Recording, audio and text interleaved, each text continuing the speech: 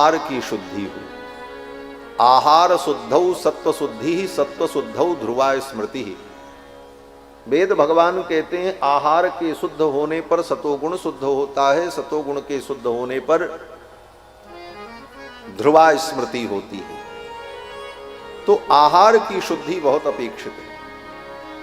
आप सोचो कि हम होटलिंग भी करें और बोतलिंग भी करें और हम जोगी भी बन जाए, दोनों नहीं होगा, दोनों नहीं हो सकते। होटल में जाओ, चाउमीन और बर्गर खाओ, समोसा काटो, गोभी का पराठा खाओ, होटल में बैठकर किस हाथ से बना है, कैसे बना है, कितनी पवित्रता से बना है, इसका कोई ठिकाना नहीं। और उसे खा करके तुम कहो कि हम योग करेंगे और मंदिर में जा करके भगवान का ध्यान करेंगे, बोले कोई ध्यानवान नहीं होगा, सब बेकार। आहार की अगर शुद्धि नहीं है तो कोई भी साधना सफल होने वाली नहीं है। कपिल भगवान कहते हैं आहार शुद्ध हो और स्वाध्याय हो जीवन में। समय निकाल करके सदग्रंथों का स्वाध्याय करो। इन सदग्रंथों से बड़ा कोई अपना साथी नहीं है इस दुनिया में। जितने साथी हैं वो बिछुड़ेंगे, हो सकता है वो धोखा भी तुम्हें दे, तुम्हें गलत सलाह भी दे दें, न गलत देना चाहें फिर भी उनके अंदर ज्ञान का अभाव होने के कारण वो आपको गलत सुझाव और सलाह दे दें, आपका पतन भी हो सकता है। सच्चा साथी इस धरती पर अगर कोई है तो हमारे सदग्रंथ हैं। इसलिए सदग्रंथों का आश्रय लेकर के उनका स्वाध्याय करो। रामायण, गीता, भागवत, उपनिषद। बोले महाराज ये रामायण, गीता, भागवत बड़ा कठिन है। बोले कठिन है तो एक काम करो, गीता प्रेस ने बड़ी कृपा की है। हर विषय पर गीता प्रेस ने कल्याण अंक निकाले हैं, ला ला करके उन कल्याण ग्रंथ को पढ़ो। उसका नाम ही कल्याण है, उसको पढ़ोगे तो कल्याण हो जाएगा, उसका नाम ही कल्याण है। हमारे गुरु जी कहा करते थे, श्री ब्रह्मचारी जी महाराज, कि अगर कुछ न समझ में आए, अपना कल्याण चाहते हो तो कल्याण ले आओ। लोग कहते थे महाराज कल्याण लाएं? बोले हाँ, कल्याण चाहते हो तो कल्याण ले आओ और कल्याण पढ़ो और कल्याण को घर में रखो। ये उनके वचन थे गुरु जी। सबको समझ में आ जाए तो स्वाध्याय हो जीवन में और समय निकालकर भगवान की आराधना, पुरुषार्चन करें। अपने घर में ठाकुर जी की सेवा करो। मंदिर में जाओ, तीर्थ में जाओ, अच्छी बात है, लेकिन नित्य प्रति अपने घर में भगवान के किसी रूप को विराजमान करके, चित्रपट के रूप में विराजमान करके, धूप दीप नैवेद्य तुलसी फूल समर्पण करके ये भाव करो कि मेरे घर में भगवान विराजमान हैं और हम नित्य उनको प्रणाम कर रहे हैं और उनकी हम पूजा कर रहे हैं। ये भाव दृढ़ हो। इस प्रकार से जीवन को शुचि और पवित्र बनाने पर धीरे धीरे साधनाएं सफल होने लगती हैं। कपिल भगवान ने अपनी माँ को ये सब उपदेश किया है। बाद में कपिल भगवान उपदेश देकर के विदा हो गए। जहाँ पर गंगा और सागर का संगम है वहाँ कपिल भगवान चले गए। देवहूति ने अपने शरीर को त्याग दिया, उनका शरीर जल बन करके बह गया धर्म नदी के रूप में और देवहूति को परम गति की प्राप्ति हो गई। ये सब कथा सुखदेव जी ने राजा परीक्षित को सुनाई। आगे मनु जी की दूसरी बेटी आकुति, उनका विवाह रुचि नाम के प्रजापति के साथ हुआ और उनके घर में भी भगवान का अवतार हुआ। उनके यहाँ भगवान यज्ञ नारायण प्रकट हुए। बोलो श्री यज्ञ नारायण भगवान की जय। मनु जी की बेटी रुचि, आकुति, उस समय रुचि नाम के एक प्रजापति थे, ब्रह्मा के पुत्र थे। उन प्रजापति के साथ अपनी बेटी रुचि का विवाह किया, देव आकुति का विवाह किया और उनसे जो संतान उत्पन्न हुई उनके घर में भी भगवान अवतरित हुए और अकेले नहीं, लक्ष्मी जी के सहित अवतरित हुए। भगवान यज्ञ नारायण और उनकी पत्नी दक्षिणा देवी। विराजो महाराज। बोलो श्री सीतारामचंद्र भगवान की जय। भगवान यज्ञ नारायण और दक्षिणा देवी का प्रादुर्भाव हुआ। इसके बाद कथा आती है मनु जी महाराज की तीसरी बेटी प्रसूति। उनका विवाह दक्ष प्रजापति से हुआ और उनकी 16 कन्याएं हुई, जिसमें 13 कन्याओं का विवाह धर्म नाम के महर्षि के साथ हुआ। उन 13 कन्याओं में एक कन्या मूर्ति थी, जो धर्म की पत्नी थी। धर्म नाम के एक महर्षि थे, उनकी पत्नी मूर्ति। उनके गर्भ से भगवान बद्री नारायण का प्रादुर्भाव हुआ, जिनको हम लोग नर नारायण भगवान कहते हैं, बद्री नारायण भगवान कहते हैं। बोलो श्री बद्री नारायण भगवान की जय। मूर्ति के पुत्र बनकर के भगवान प्रकट हुए। इनकी मां का नाम था मूर्ति। मूर्ति से भगवान पैदा हुए। इसका मतलब बोले बड़ा वैज्ञानिक संकेत है सनातन धर्म का। हमारे यहां भगवान की अनुभूति मूर्ति में ही की जाती है, मूर्ति से ही भगवान पैदा होते। इनकी मां का नाम मूर्ति है, इसीलिए हमारे यहां मूर्ति पूजा अनादिकाल से होती चली आई है और बड़े बड़े भक्तों ने मूर्ति के अंदर ही भगवान का साक्षात्कार किया है। मीरा जी को भगवान किस रूप में मिले? बोले मूर्ति में ही मिले। गिरधर गोपाल को गोद में लेकर के खिलाती थी और वही गिरधर गोपाल के रूप में भगवान का अनुभव मीराबाई ने किया। रामानुज स्वामी के डांटने पर मूर्ति के भगवान चलकर उनकी गोद में आकर के बैठे। मूर्ति के भगवान, बड़े बड़े महापुरुषों ने मूर्ति के अंदर ही भगवान का साक्षात्कार किया, दिव्यता का अनुभव। लेकिन विश्वास हो, दृढ़ता हो। लोग कहते हैं मूर्ति में भगवान नहीं, भगवान तो सब जगह है। भगवान सब जगह है, फिर मूर्ति में ही पूजा क्यों? ये प्रश्न होता है कि जब भगवान सब जगह है तो मूर्ति में ही भगवान की पूजा क्यों की जाए? बोले हाँ, बात तो ठीक है, भगवान सब जगह है, ये सत्य है। लेकिन सब जगह भगवान की पूजा नहीं हो सकती। क्यों? बोले पूजा के लिए भाव की जरूरत होती है। सर्वत्र भगवान विद्यमान है, लेकिन पूजा करते समय भगवान का भाव आपके हृदय में पैदा हो, ये सब जगह संभव नहीं है। भगवान सब जगह हैं। आपके घर के टॉयलेट में, बाथरूम में भी भगवान है। कहो कि नहीं है? हैं। कण-कण में है तो वहां भी है। और उस बाथरूम की टाइल्स में और टॉयलेट की सीट के भी कण-कण में भगवान है। भगवान सर्वत्र है। और भगवान अगर सर्वत्र है तो जाओ वहां पूजा करो, होगी पूजा। पूजा की भावना बनेगी? कदापि नहीं बन सकती। भगवान कण कण में विद्यमान है, लेकिन सर्वत्र हमारी पूजा की भावना नहीं हो सकती। और भावना नहीं होगी तो फिर पूजा करने का कोई मतलब नहीं हो। जहां पर हमारी भावना दृढ़ हो, ये भाव लगे कि ये भगवान हैं, कितने सुंदर हैं, कितने अच्छे लग रहे हैं, मनोहर हैं, ये भाव जब होगा तब पूजा करने का आनंद प्राप्त होगा। इसीलिए शास्त्र ने कहा भगवान की सुंदर मनुष्य के रूप में मानवाकृति में विग्रह बना करके और तुम्हें जैसे अच्छा लगे उस तरह श्रृंगार करके, सजा करके उनके अंदर तुम भगवान की भावना करके पूजा करो। इसलिए मूर्ति पूजा का ये विधान शास्त्र में अनादिकाल से हमारे सनातन परंपरा में चला है। मूर्ति पूजा सनातन धर्म है।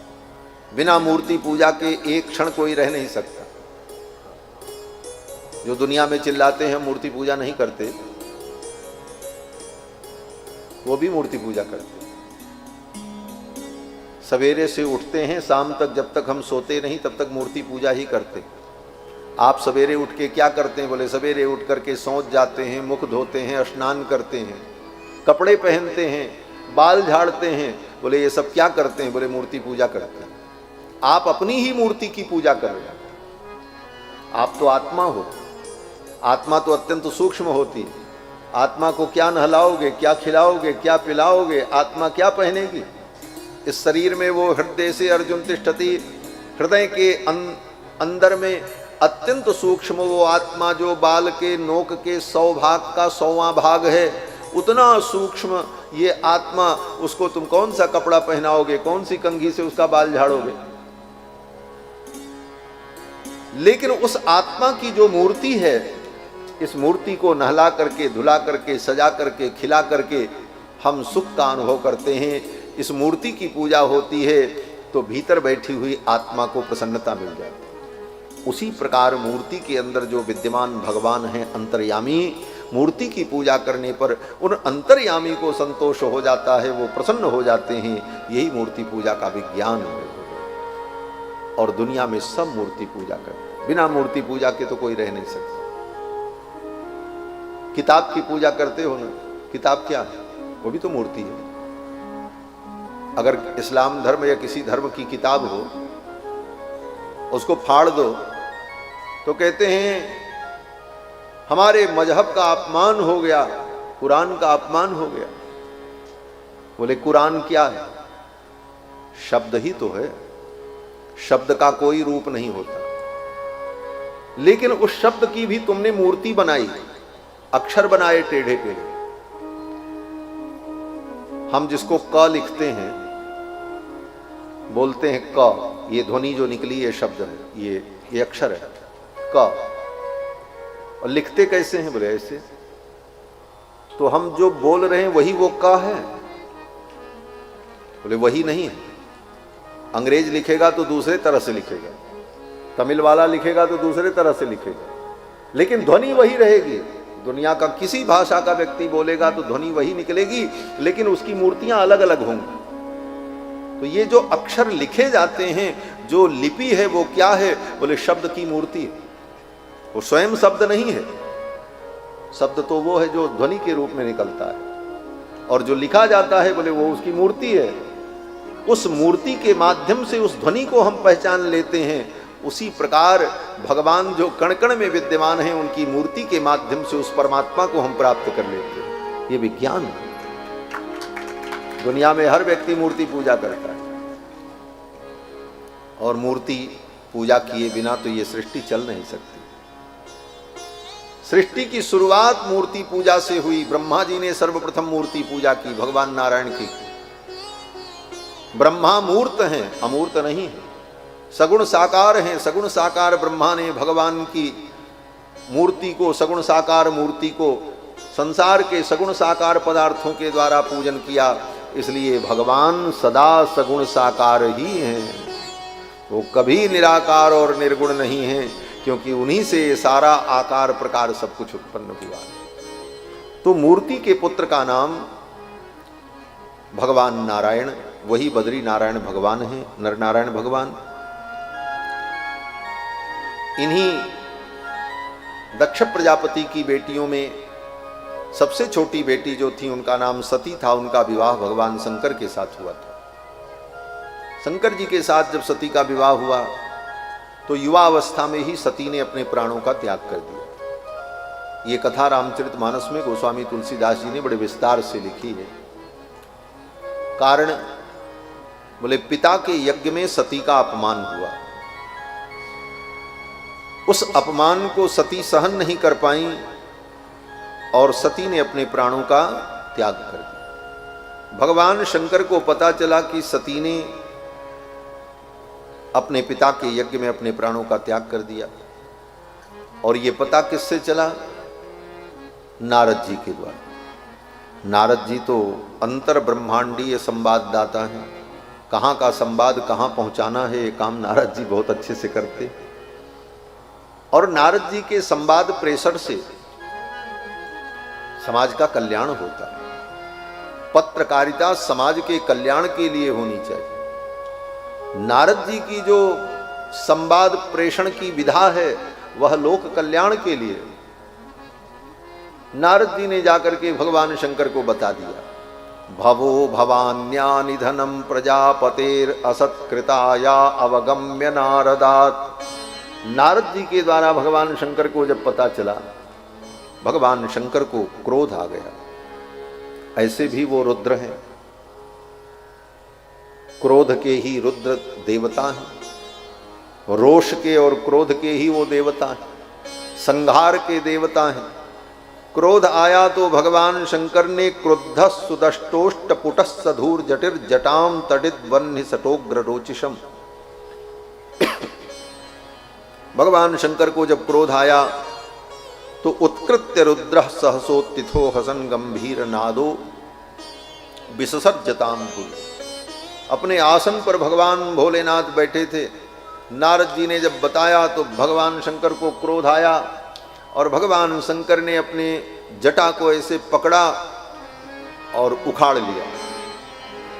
एक जटा उखाड़ी और उठ करके भगवान शंकर खड़े हुए और उस जटा को जमीन पर पटक दिया। उत्कृत्य रुद्र सहसोत्थितो हसन गंभीर नादो विससर्जताम भुवि। अपनी जटा को जब भूमि पर पटका भगवान शंकर ने तो उस जटा से एक बड़ा भयानक पुरुष उत्पन्न हुआ। कराल दृष्टो ज्वलदग्निमूर्धज कपालमाली विविधोद्यतायुध। कपालों की माला पहने हुए बड़ा भयंकर पुरुष उत्पन्न हुआ महाराज, गर्जना करते हुए, लेकिन बड़ा विनम्र था। उस पुरुष ने भगवान शंकर के चरणों में प्रणाम किया और कहा कि तम किम करोमीति गृणन्तमाह बद्धांजलिम भगवान भूतनाथ। हे भूतनाथ, किम करोमि, मैं क्या करूं, मेरे लिए क्या आज्ञा। भगवान शंकर ने कहा जाओ जाकर के दक्ष प्रजापति को उसके यज्ञ के सहित समाप्त कर दो। दक्षम स यज्ञम जहि मद्भटानाम त्वमग्रणी रुद्र भटाम शको में। जाकर के दक्ष प्रजापति को उसके यज्ञ के सहित समाप्त कर दो, यही मेरी आज्ञा है। भगवान शंकर की आज्ञा प्राप्त करके वो चल पड़े। उनका नाम क्या था? बोले वीरभद्र। भगवान शंकर के गण वीरभद्र भूत प्रेतों को लेकर के चल पड़े। भूत प्रेत पिशाच डाकिनी शाकिनी कूष्मांड बेताल मारी गण भैरव गण सब को लेकर के वीरभद्र चल पड़े। उद्यम शूलम जगदंत कांतकम सप्राद्रवत घोषण भूषणांग्री। गर्जना करते हुए वीरभद्र भूत प्रेतों को लेकर के चले। दक्ष प्रजापति के यज्ञ में तो हाहाकार मच गया, लोग भागने लगे, लेकिन भाग नहीं पाए। भगवान भृगु ने, महर्षि भृगु ने संकल्प करके आहुति दी। यज्ञ कुंड से 1000 देवता उत्पन्न हुए। भृगु जी ने कहा चप्पे चप्पे पर खड़े हो जाओ, यज्ञ मंडप की सुरक्षा करो, कहीं से कोई विघ्न न होने पाए। वो 1000 देवता यज्ञ मंडप की सुरक्षा करने के लिए खड़े हो गए, लेकिन वो सुरक्षा भी फेल हो गई भगवान शंकर के गणों के सामने। भगवान शंकर के गण आए और उपद्रव प्रारंभ किया महाराज। सब भागने लगे, भगदड़ मच गई, लेकिन भाग नहीं पाए। भागे तो, लेकिन भाग नहीं पाए। क्यों? बोले सब अभागे थे। आज उनका दुर्भाग्य था, उनको दंड मिलना था, इसलिए भाग नहीं पाए। भगवान शंकर के गणों ने पकड़ लिया। भृगुम बबंध मणिमान वीरभद्र प्रजापतिम। भृगु जी को मणिमान ने पकड़ लिया, वीरभद्र ने दक्ष प्रजापति को पकड़ लिया। चंडीसम पूषणम देवम। भगवान शंकर के गण चंडीस ने पूषा देवता को पकड़ लिया। भगम नंदीश्वरो गृहीत। नंदीश्वर ने भग नाम के देवता को पकड़ लिया। यज्ञ मंडप तोड़ डाला, यज्ञ की कुंड की अग्नि को बुझा दिया, जितने यज्ञ के पात्र थे सब तोड़ डाला और फिर सबको दंड दिया। मणिमान ने भृगु जी की दाढ़ी नोच ली। भृगु जी यज्ञाचार्य थे। मणिमान ने कहा कि जब सती अपने प्राणों का त्याग कर रही थी, सती का अपमान हो रहा था, तो आप यज्ञशाला में बैठकर देख रहे थे, बार बार अपनी दाढ़ी हिला रहे थे और दाढ़ी पर हाथ फेर रहे थे। अब मैं तुम्हारी दाढ़ी उखाड़ लेता हूं, ये कह करके मणिमान ने भृगु जी की दाढ़ी और मोछ को नोच लिया। चंडीशम पूषणम देवम। चंडीस ने पूषा देवता को पकड़ा और कहा पूषा, जब सती का अपमान हो रहा था तो तुम दांत दिखा रहे थे, हंस रहे थे, अपने दांत चमका रहे थे, मैं तुम्हारे दांत तोड़ दूंगा। चंडीस ने एक मुष्टिका का प्रहार किया, पूषा देवता के 3200 दांत टूटकर पेट के अंदर चले गए। नंदीश्वर ने भग नाम के देवता को पकड़ा और कहा जब सती का अपमान हो रहा था तो तुम आंख चमका रहे थे, आंखों से इशारा कर रहे थे, देखो अब क्या होता है, अब क्या होता है। जैसे कुछ लोग होते हैं, कोई बात बिगड़ती है तो मजा लेते हैं बैठकर आंखों से इशारा करते हुए। वो भग नाम के देवता ऐसा ही कर रहे थे। नंदीश्वर ने अपनी दोनों अंगली उनके आंख में डाल दी, दोनों आंख फोड़ दी, सूरदास बना दिया। दक्ष प्रजापति को पटक करके वीरभद्र ने उनका सिर धड़ से अलग कर दिया। हाहाकार मच गया। फिर तो भगवान आए, नारायण और ब्रह्मा आए, सबने कहा भगवान शंकर को प्रसन्न करो। सबने जाकर के भगवान शंकर की स्तुति की, भगवान शंकर प्रसन्न हुए। फिर भगवान शंकर ने सब समाधान किया। भगवान शंकर तो आशुतोष हैं। आशुतोष तुम अवघड़ दानी। आशुतोष का मतलब जो शीघ्र प्रसन्न हो जाए। साधु का यही स्वभाव होता है। साधु कौन? बोले तुम्हारी गलती देखकर जो नाराज हो जाए और जब तुम क्षमा मांग लो, स्वीकार कर लो हमसे गलती हो गई, तो प्रसन्न भी हो जाते। यही साधुता है। साधु के अंदर बद्ध वैर नहीं होता। साधु किसी से बद्ध दुश्मनी नहीं रखता है कि एक बार दुश्मन बना लिया तो अब ये दुश्मन ही रहेगा। साधु तो निर्वैर होता है। भगवान शंकर परम साधु है। भगवान शंकर ने कहा कोई बात नहीं, ये दक्ष प्रजापति का जो धड़ है, कोई सिर लगा करके इनको जोड़ दो, ठीक कर दो। बकरे का सिर लगा करके उनको जीवित कर दिया। बकरे का सिर जब लगा तो दक्ष प्रजापति बकरे की आवाज में बोलने लगे जैसे बकरा बोलता है। इसीलिए आज भी भगवान शंकर के भक्त जब भगवान शिव को जल चढ़ाते हैं तो मुख पर हाथ लगा करके ऐसे ऐसे बकरे की आवाज निकालते।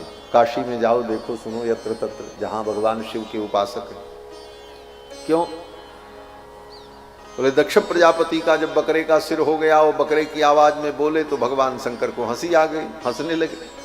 तो आज भी उस ध्वनि को प्रकट करके भगवान शंकर को प्रसन्न करने का प्रयत्न भक्त लोग करते हैं। ऐसी परंपरा देखी जाती है।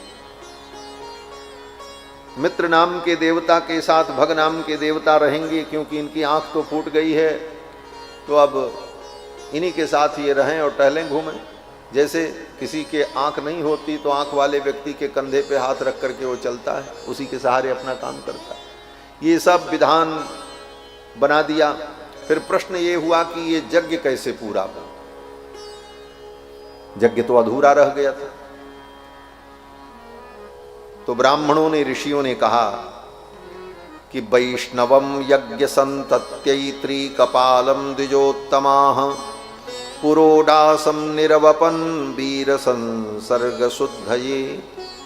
ये यज्ञ में जो अशुद्धि आ गई, यज्ञ जो बिगड़ गया, इसको शुद्ध करने के लिए विष्णु देवता के निमित्त पुरोडास का यजन किया जाए। फिर भगवान विष्णु के निमित्त पुरोडास का यजन हुआ और भगवान विष्णु की कृपा से वो यज्ञ पूर्ण हुआ। यज्ञ में कोई भी अशुद्धि हो, कमी हो, तो भगवान विष्णु के नामस्मरण से वह कमी दूर हो जाती है। इसी वैदिक प्रक्रिया का अनुकरण लौकिक प्रक्रिया में भी किया जाता है। आज भी कोई भी पूजा की जाती है तो अंत में कहा जाता है यशस्मृत्या च नामोक्त्या तपो यज्ञ क्रियादिषु न्यूनम संपूर्णताम याति सद्यो वंदे तमच्युतम। भगवान अच्युत का स्मरण करने पर, भगवान विष्णु का स्मरण करने पर यज्ञ में जो न्यूनता होती है वो न्यूनता समाप्त हो जाती है, क्योंकि भगवान पूर्ण है। पूर्णमदः पूर्णमिदं पूर्णात् पूर्णमुदच्यते।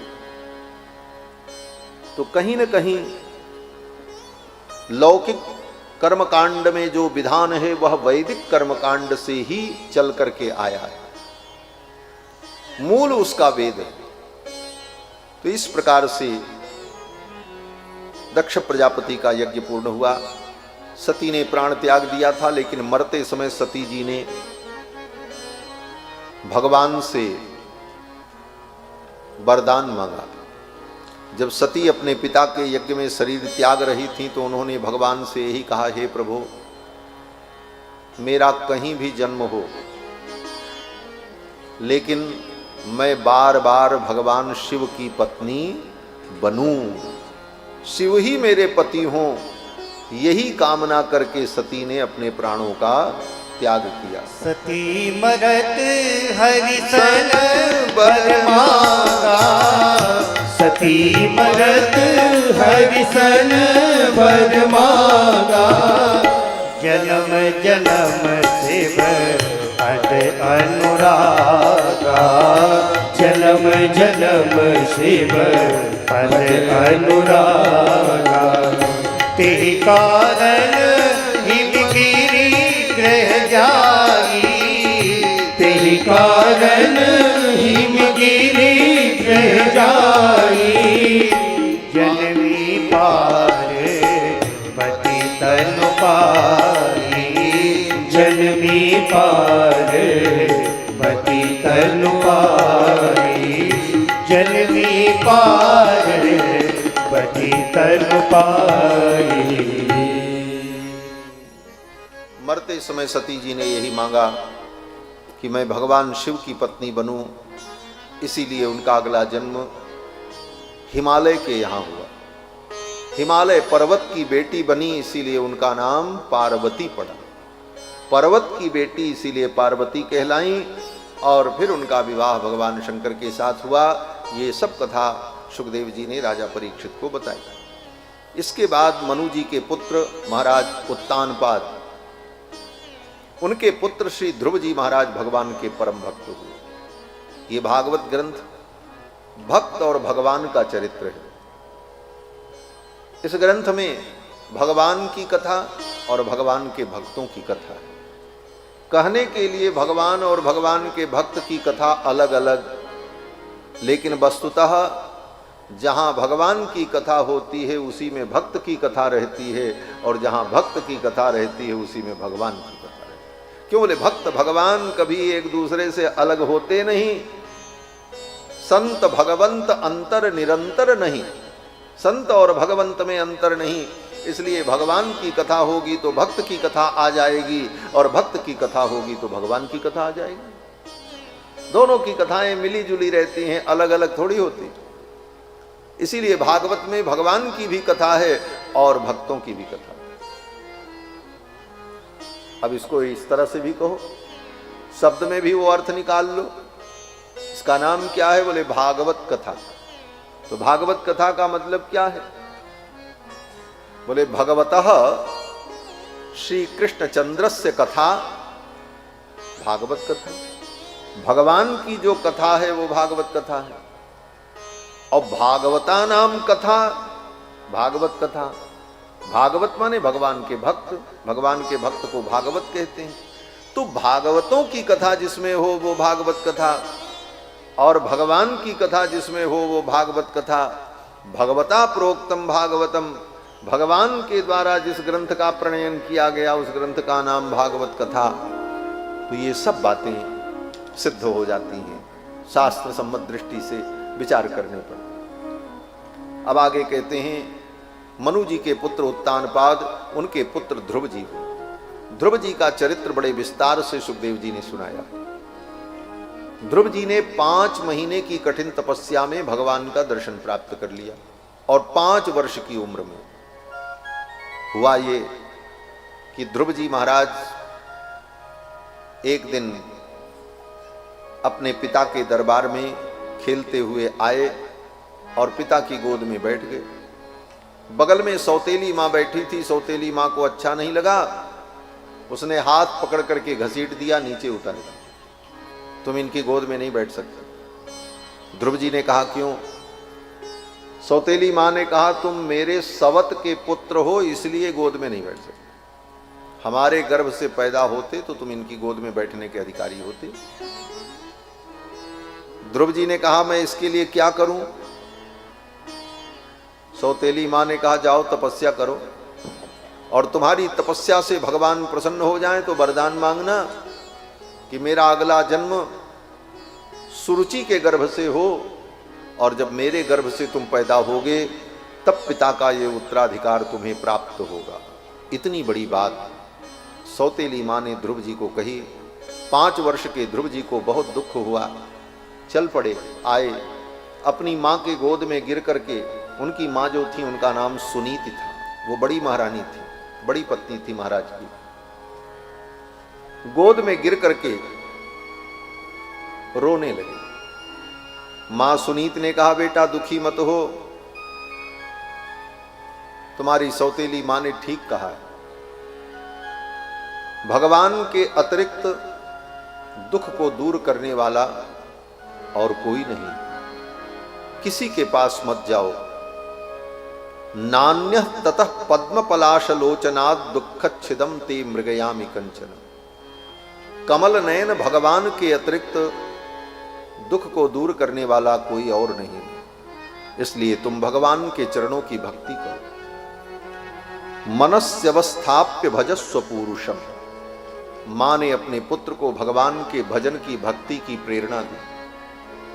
दूसरी मां होती तो क्या कहती? वो कहती, अरे वो तो तुम्हारी सौतेली मां है, इसलिए उसने ऐसा कहा है, चलो मैं चलती हूं, पूछती हूं उसने ऐसा क्यों कहा, उसका क्या अधिकार है। लड़ाई बढ़ जाती, क्लेश बढ़ जाता। लेकिन मां सुनीत ने अपने पुत्र को सन्मार्ग दिखाया, भगवान के चरणों की भक्ति की प्रेरणा दी। ध्रुव जी महाराज तपस्या करने के लिए चल पड़े। 5 वर्ष के बालक ध्रुव राज सुख छोड़कर जंगल की ओर चल पड़े। अब तपस्या करके भगवान का दर्शन प्राप्त। और ध्रुव जी को इस बात की भी चिंता नहीं हुई कि जंगल में क्या खाएंगे, कहाँ रहेंगे। जंगल में बड़े बड़े शेर, भालू, हिंसक जीव हैं, खा जाएंगे, क्या होगा, इसकी भी चिंता नहीं। क्यों? बोले ध्रुव जी ने सोचा, जो भगवान सारी दुनिया के रक्षक हैं वही मेरे भी रक्षक हैं। जो यहां मेरी रक्षा कर रहे हैं वही वहां भी मेरी रक्षा करेंगे, ये विश्वास। व्यक्ति सोचता हम घर में हैं तो बड़े सुरक्षित हैं। न तुम घर में सुरक्षित हो, न बाहर सुरक्षित हो। तुम तब तक सुरक्षित हो जब तक भगवान तुम्हारी रक्षा कर रहे। घर में ही बैठे हो, भूकंप आ जाए, छत तुम्हारे ऊपर गिर जाए, मर जाओगे, क्या कर पाओगे? घर में ही बैठे रहो और कोई ऐसी दुर्घटना हो जाए, क्या घर में लोग नहीं मर जाते? बाथरूम में जाते हैं, नल में ही करंट आ जाता, वहीं चिपक के मर जाते।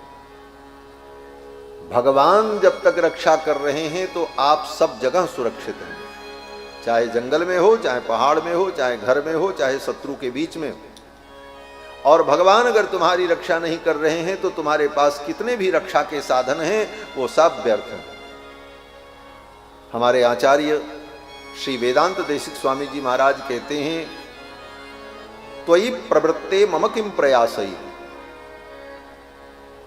त्वयि प्रवृत्ते, हे भगवान, अगर आप मेरी रक्षा में प्रवृत्त हैं तो मम किम प्रयासई, मेरे प्रयास का क्या मूल्य है?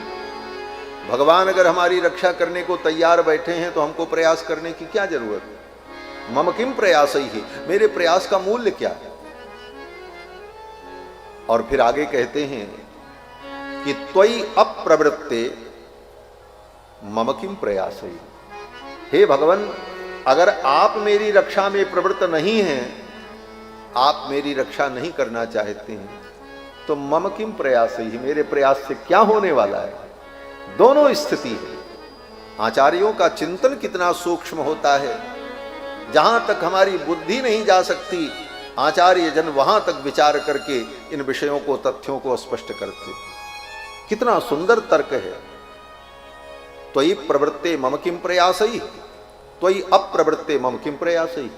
दोनों स्थिति में हमारे प्रयास का कोई मूल्य नहीं।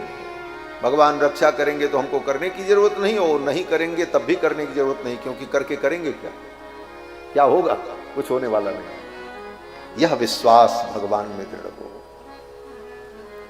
ध्रुव जी महाराज चल पड़े, कोई चिंता नहीं। रास्ते में नारद जी मिल गए, भगवान ने नारद जी को भेजा।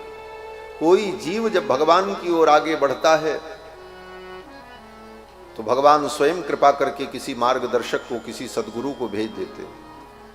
गुरु ढूंढना नहीं पड़ता, भगवान की कृपा से गुरु की प्राप्ति होती है।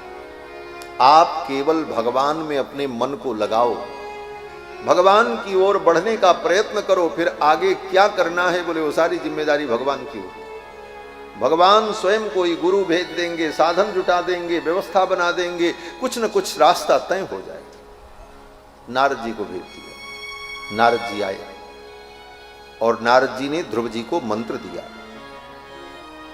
गुरु कौन होता है? बोले जो शास्त्रज्ञ हो, आचार्यो वेद संपन्नो, विष्णु भक्तो विमत्सरः, मंत्रज्ञो मंत्र भक्तश्च सदा मंत्राश्रय शुचि। इन लक्षणों से युक्त आचार्य नारद आए और नारद जी ने ध्रुव जी को मंत्र दिया। क्या मंत्र दिया? बोले 12 अक्षर का मंत्र प्रसिद्ध है भागवत में। ओम नमो भगवते वासुदेवाय। ये 12 अक्षर का मंत्र। इन्हीं 12 अक्षरों की एक एक अक्षर की व्याख्या 12 स्कंद श्रीमद् भागवत महापुराण है। श्रीमद् भागवत महापुराण में 12 स्कंद हैं और इसी द्वादशाक्षर मंत्र के एक एक अक्षर की व्याख्या ये श्रीमद् भागवत महापुराण है। इस मंत्र की बड़ी महिमा है। कितनी महिमा है इस मंत्र की? बोले इसका वर्णन है, नारद जी कहते हैं कि जप्यश्च परमो गुह्य श्रूयताम में नृपात्मज। हे राजपुत्र ध्रुव, अब मंत्र को सुनो, मैं तुमको बता रहा हूं, इसको तुम जपना। इसकी विशेषता क्या है? नारद जी कहते हैं यम सप्तरात्रम प्रपठन पुमान पश्यति खेचरान।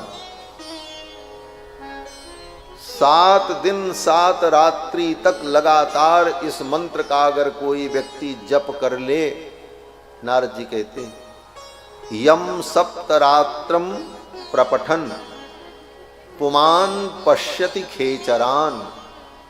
7 दिन इस मंत्र का जप कर ले, 1 सप्ताह अनवरत, तो आकाश में जो चलने वाले देवता हैं, हमको आपको नहीं दिखते, लेकिन आकाश में देवता लोग चलते रहते हैं, देवताओं का विमान आता जाता रहता है,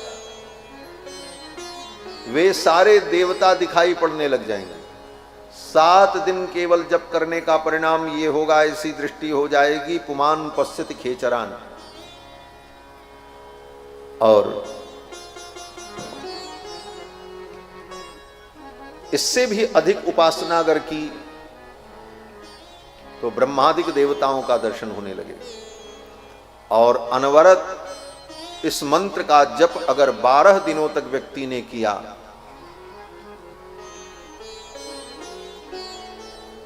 फिर तो 12 अक्षर का ये मंत्र 12 दिनों तक व्यक्ति ने अनवरत अगर जप किया, तो स्वयं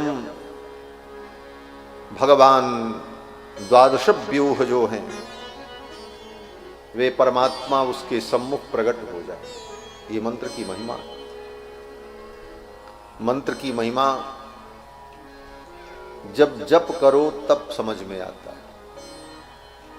जप करके देखो तब इसकी महिमा समझ में आती है। नारद जी ने उपदेश दिया और कहा जाओ जमुना के किनारे वृंदावन में जाकर इस मंत्र का जप करना, और एक काम करना, जमुना की मिट्टी लेकर, बालू लेकर के एक आकृति बना लेना और भावना करना कि ये भगवान है। अभी मूर्ति पूजा की बात आई थी। नारद जी ने ध्रुव जी को मूर्ति पूजा की सलाह दी है। नारद जी कहते मंत्रेणानेन देवस्य कुर्यात् द्रव्यमयीं बुधः। हे ध्रुव, इसी मंत्र के द्वारा भगवान की मूर्ति बना लेना, और जो कुछ तुम्हें मिल जाए, कंदमूल, फल, पुष्प, वो अर्पित करके सपर्याम विविधेर द्रव्येर देश काल विभागविद, देश काल परिस्थिति के अनुकूल जो मिल जाए उसी से पूजन कर लेना। भगवान की पूजा में कोई जरूरी नहीं है कि 56 भोग 3600 व्यंजन हो तभी पूजा होगी। सब प्रकार के उपचार हो, राजोपचार सहस्रोपचार, तभी पूजा होगी। जो आपके पास उपलब्ध है उसी से पूजा करो। परेशान होने की जरूरत नहीं। नहीं कुछ है, पानी है, केवल जल से ही पूजा कर लो। जल का ही अर्घ, जल का पाद्य, जल का आचमन, जल से अभिषेक, जल से ही भगवान को भोग लगा करके जल समर्पण कर दो, भाव से भगवान संतुष्ट हो जाए। भगवान तो कहते हैं पत्रम पुष्पम फलम तोयम यो में भक्त्या प्रयच्छति। पत्रम, कुछ नहीं है आपके पास तो किसी पेड़ का पत्ता लेकर के तोड़ के चढ़ा दो, ठाकुर प्रसन्न हो जाए। पत्रम, पुष्पम, पुष्प, उसमें भी कोई विशेष पुष्प ऐसा नहीं, केवल पुष्पम, जो पुष्प मिले।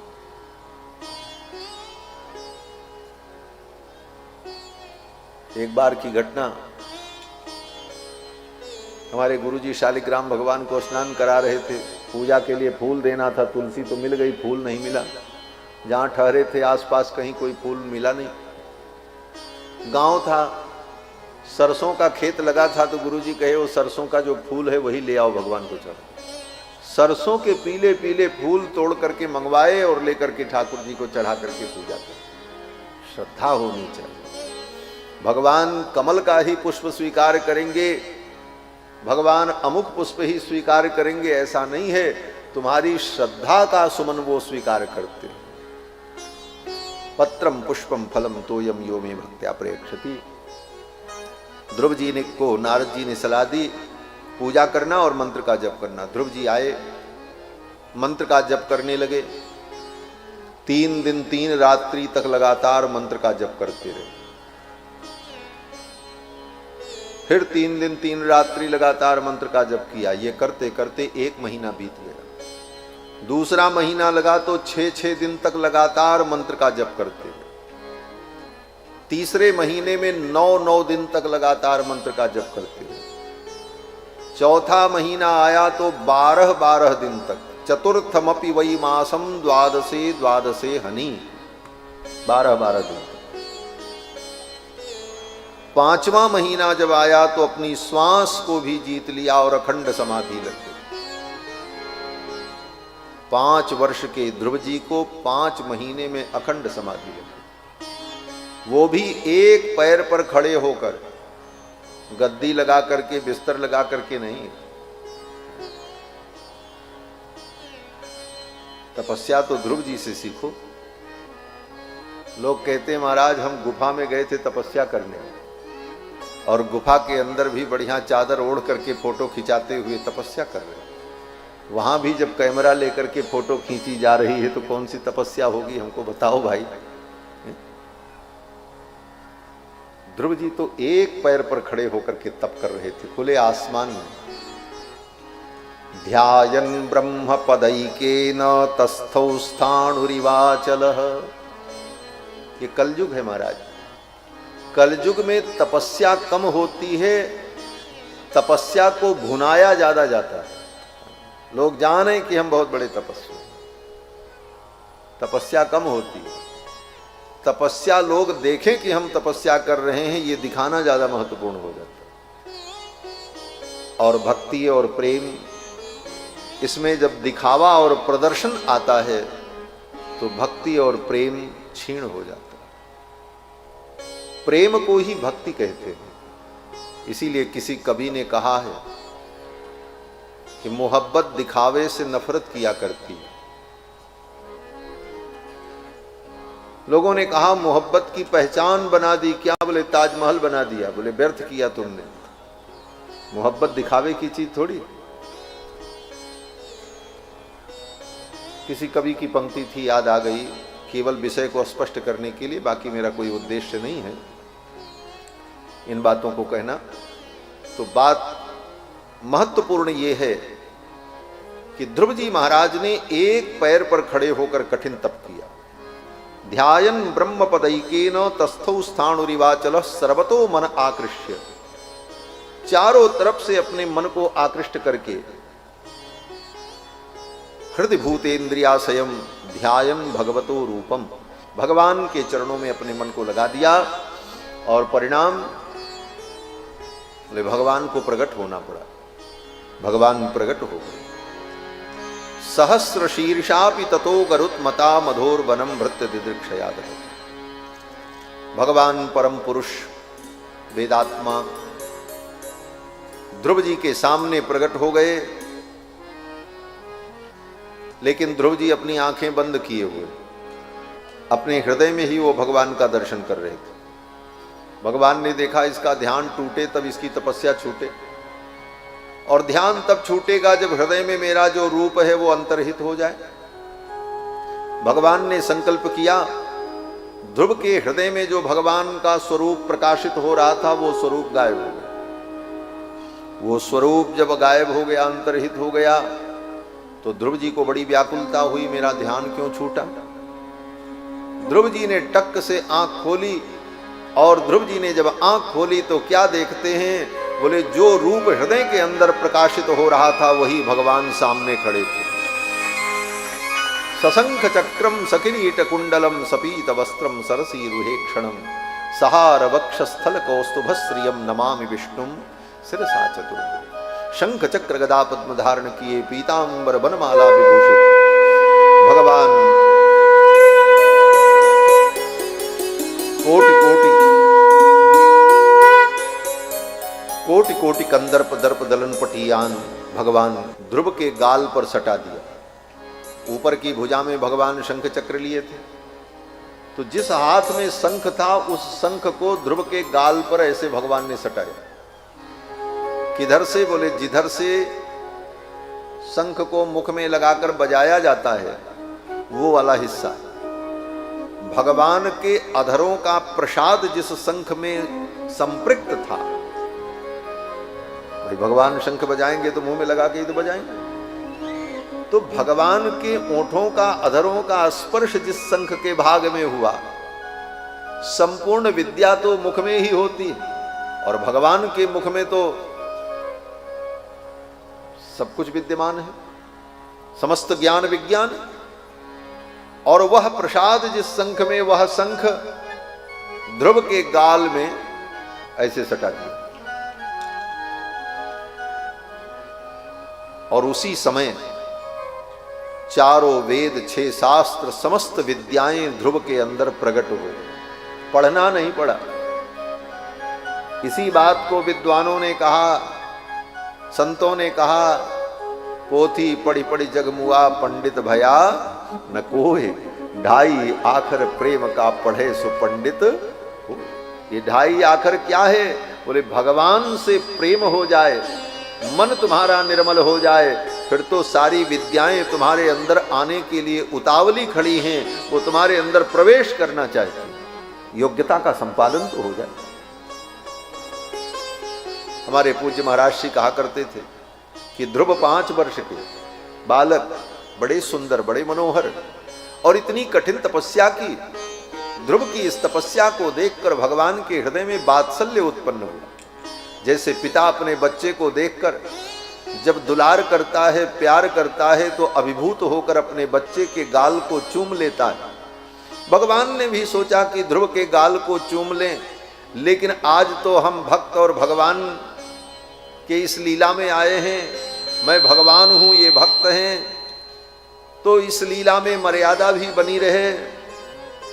तो जिस शंख को भगवान अपने ओंठों से चूमते हैं उसी शंख को ध्रुव के गाल में सटा दिया। मानो डायरेक्ट नहीं तो इनडायरेक्ट ही सही, भगवान ने ध्रुव के कपोल का चुंबन किया, वात्सल्य प्रदान किया भगवान ने ध्रुव को।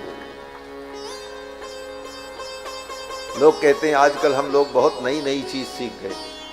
एक नई चीज क्या, बोले फ्लाइंग किस। भगवान से सीखो। भगवान ने अपने शंख को पहले मुख में सटाया और फिर उठा करके ध्रुव के गाल पे लगा दिया, स्नेहांकन किया। यह एक प्रकार से प्रेम और कृपा दोनों का प्रदर्शन इस लीला में भगवान के द्वारा हुआ। फिर तो ध्रुव जी के अंदर समस्त विद्याएं प्रकट हो गईं और ध्रुव जी ने भगवान की बड़ी सुंदर स्तुति की है। ध्रुव जी कहते हैं मेरे अंतःकरण में प्रविष्ट होकर के आपने मेरे ज्ञान विज्ञान को जागृत कर दिया, मेरी समस्त चेतना को आपने सुव्यवस्थित कर दिया। आपके चरणों में मैं प्रणाम करता हूँ। ध्रुव जी ने बड़ी सुंदर स्तुति की। भगवान ने कहा जाओ, पिता का राज्य तुम्हें प्राप्त होगा, 36,000 वर्ष राज्य करना, फिर मेरे धाम चले आना, तुम्हारे लिए मैं अलग ध्रुव लोक बना दूंगा। ये सब कह करके भगवान जब अंतर्धान हो गए तो ध्रुव जी को बड़ा पश्चाताप हुआ। ध्रुव जी को पश्चाताप हुआ कि मैं कितना अभागा हूं। अरे किस बात के अभागे हो? तपस्या पूरी हो गई, वरदान मिल गया, 36,000 वर्ष राज्य करने का, पिता का उत्तराधिकार पाने का वरदान दे दिया भगवान ने। अब क्या कमी रह गई? तो ध्रुव जी कहते हैं कि मैंने बहुत बड़ी भूल की। देखो यही भागवत का मूल सिद्धांत है। ध्रुव जी कहते हैं मैंने बहुत बड़ी भूल कर दी। हमने संसार के लिए, राज्य के लिए, पिता की गद्दी के लिए तपस्या की। इस कारण से भगवान आए तो, मिले तो, लेकिन भगवान हमें छोड़कर चले गए। मैंने गलती की। जो संसार के बंधन को मिटाने वाले हैं उन भगवान से मैंने संसार का बंधन मांगा। ये भूल हमसे हुई। भवच्छिदः पाद मूलम गत्वा याचे यदंतवत, ये ध्रुव जी का वाक्य है। ध्रुव जी कहते हैं जो भवच्छिद हैं, संसार के बंधन को मिटाने वाले हैं, उनके चरणों में जाकर के मैंने संसार का बंधन मांगा। ये मेरा दुर्भाग्य था। अगर ये हम न मांगते और भगवान से कहते प्रभु अब आप मिल गए, अब आप हमको अपने साथ ले चलो, तो मैं भगवान के साथ चला जाता, ये संसार का बंधन छूट जाता और संसार की इस माया से हम मुक्त हो जाते। लेकिन अब तो 36,000 वर्ष इसी संसार में हमको रहना पड़ेगा। ये पश्चाताप हो, और एक बार नहीं, 2-2 बार पश्चाताप हुआ। भागवत में लिखा है, पढ़ लेना। तो इसका संकेत यही है कि भगवान की भक्ति करो, लेकिन संसार के लिए नहीं। संसार की तुच्छ चीजों को पाने के लिए भगवान की भक्ति करोगे कि भगवान हमको ये दे दें, भगवान हमको ये दे दें, बोले वो सब तुम्हारे लिए बंधन का कारण बनेगा। भगवान से तो भगवान को मांगो। स्वयंभू मनु ने भगवान से भगवान को मांगा। भगवान ने कहा मांग मांग बर भई नभ बानी, तो मांग लेते वरदान कुछ भी, लेकिन नहीं। स्वयंभू मनु ने कहा महाराज पहले तो हम ये वरदान मांगना चाहते हैं कि आपका हमको दर्शन हो। पहली इच्छा तो ये है कि आपका दर्शन हो। भगवान ने कहा हम किस रूप में दर्शन दें, सब रूप तो हमारा ही है। स्वयंभू मनु ने कहा जो स्वरूप बस शिव मन माही, जही कारण मुनि जतन कराही, जो भुसुंड मन मानस हंसा, सगुन अगुन जही निगम प्रशंसा, देखहि हम स्वरूप भरि लोचन, कृपा करहु प्रणतारति मोचन। हे भगवान हमको उस रूप का दर्शन। भगवान उसी रूप में प्रकट हुए। भगत बचल प्रभु कृपा निधाना, विश्ववास प्रगटे भगवाना, नील सरोरुह नीलमणि, नील नीरधर श्याम, लाजहि तन शोभा, निरख कोटि कोटि शत काम। दर्शन किया। भगवान ने कहा मांगो वरदान। फिर भगवान वरदान देने को तैयार। जैसे बछड़े को देखकर गाय पन्हा जाती है और गाय छटपटाती है जल्दी से ये दूध पी ले, तृप्त हो जाए, उसी प्रकार भगवान भक्तवत्सल भक्तों को देखकर भगवान गाय के समान पन्हा जाते हैं। कहते मांगो मांगो, क्या चाहिए, मैं तुम्हें क्या दे डालूं। ये भगवान की भक्तवत्सलता होती। भगवान ने कहा मांगो। तो स्वयंभू मनु ने कहा आप क्या आपसे मांगे, आपको ही मांग लें। मन में सोचा इनको, इनसे क्या मांगे, इनको ही मांग लें। भगवान ने कहा भी सकुच बिहाय मांग नृप मोही, मोरे कछु अदेय नहीं तो ही। तो स्वयंभू मनु ने यही मांगा, चाहूं तुम ही समान सुत, प्रभुसन कवन आपके समान पुत्र चाहिए, आपके समान हमको पुत्र मिले। तो भगवान के समान तो भगवान ही होते हैं, दूसरा तो कोई हो नहीं सकता। तो भगवान को भी यही कहना पड़ा आप सरिस खो जहूँ कहाँ जाई, आप सरिस खो जहूँ कहाँ जाई, नपत बतलय भोग में आई, नपत बतलय भोग में आई। फिर भगवान को ही मांग लिया और भगवान पुत्र बनकर किया। तो भगवान से मत मांगो, भगवान को ही मांगो। यही भागवत का सिद्धांत है। पूरी भागवत की जितनी कथाएं हैं वो यही कहती हैं। इसी बात को समझना है। इस अज्ञान से हम ऊपर उठें। हम धर्म को केवल अपनी इच्छाओं की पूर्ति का साधन समझ बैठे। 2 पैसे का फूल और फोकट का पानी चढ़ा करके भगवान से करोड़ों का काम कराना चाहते। यही भक्ति है, यही धर्म है। इसी को ही हमने धर्म समझा आज तक। ये धर्म नहीं है। वस्तुतः धर्म क्या है यही समझाने के लिए तो भागवत ग्रंथ है, रामायण है, गीता है, ये सारे ग्रंथ, सारी कथाएं यही संकेत करती। गोपियों ने कभी भगवान से कुछ मांगा? गोपियां जानती हैं कि ये भगवान सर्वांतरात्मा है। गोपियां गोपी गीत में कहती हैं, न खलु गोपिका नंदनो भवान अखिल देहि नाम अंतरात्म दृक् बिखन सार्थितो विश्वगुप्तये सख उदयवान सात्वताम कुले। हे भगवान, आप समस्त ब्रह्मांड के स्वामी हैं, सबकी आत्मा हैं। ब्रह्मा की प्रार्थना पर विश्व के कल्याण के लिए आपका अवतार हुआ है।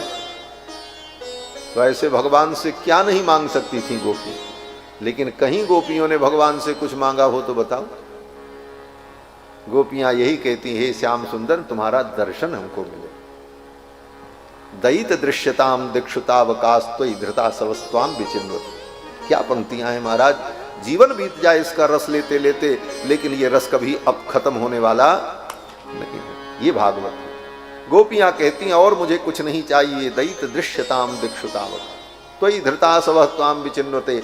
आप में मेरे प्राण हैं, इसलिए मैं आपको ढूंढ रही हूं, आप हमको मिल जाओ। कभी गोपियों ने कुछ नहीं कहा, किसी भक्त ने। प्रहलाद जी ने भी कुछ नहीं। प्रहलाद जी से भगवान ने कहा, मांगो, क्या चाहिए? प्रहलाद जी ने कहा, यही दे दीजिए कि कभी मेरे मन में कुछ मांगने की इच्छा ही न हो। लो, कितना सुंदर वरदान मांगा। भगवान ने कहा, प्रहलाद मांगो। तो प्रहलाद ने कहा, कामानाम हृत सम्रोहम भवतस्तु प्रणेवरम। हे भगवान, हम यही वरदान मांगते हैं कि मेरी कामनाओं का सदा के लिए अंत हो जाए, कभी मेरे मन में कोई कामना ही उत्पन्न न हो। यही हम वरदान मांगते हैं। यही भागवत है। भागवत यही सिखाती है कि धर्म के वास्तविक स्वरूप को समझो। भगवान ही साक्षात धर्म है। रामो विग्रहवान धर्मः धर्मस्य प्रभुरच्युतः। भगवान अच्युत ही धर्म के स्वामी हैं। और उस धर्म को हम प्राप्त कर लें, और भगवान के प्राप्त होने पर सब कुछ स्वतः प्राप्त है। और संसार की नश्वर वस्तुओं के लिए हम भगवान को भजें और धर्म कर्म में लगें, तो उसका परिणाम क्या होगा? उसका परिणाम यही होगा कि वो वस्तुएं भी एक दिन नष्ट होंगी, और तुम्हारी साधना जो है वह भी एक दिन व्यर्थ चली जाएगी। और वही है कि न संसार ही तुमको ठीक से मिल पाएगा और न भगवान ही मिल पाएगा। इसलिए भागवत के सिद्धांत को सुनकर, समझकर भगवान के चरणों में हम निष्काम भाव से भक्ति करें। यही आत्मा का स्वरूप है, यही हम जीवात्मा का कर्तव्य भी है।